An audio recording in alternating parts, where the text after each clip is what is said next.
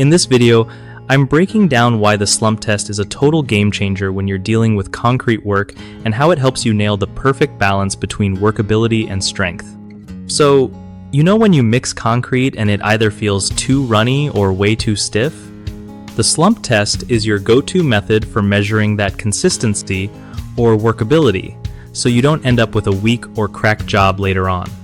Basically, it's a quick way to check if your mix has enough water and cement to be workable, but still strong enough to hold up over time.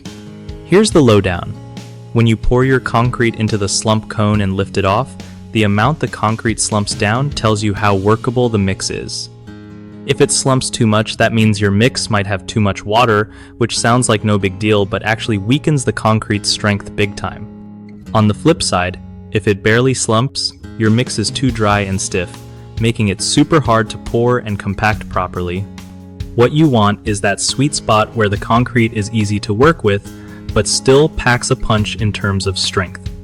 Adjusting the mix design based on your slump test results is key, like adding more cement or tweaking water content so it fits your project's needs. Also, remember that temperature and how fresh your materials are can mess with the slump, so keep an eye on those.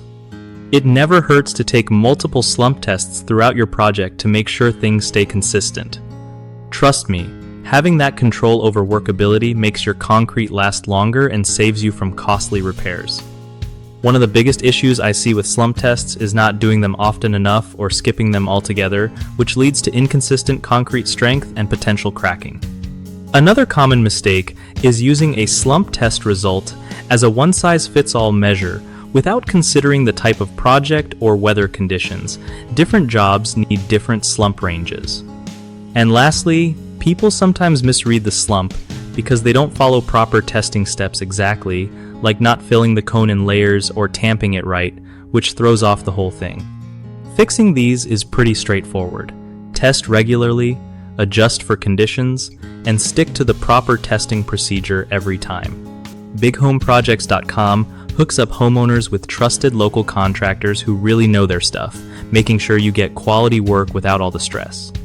Plus, it's a solid platform for contractors looking to find new gigs and grow their business by connecting with folks who actually need their skills.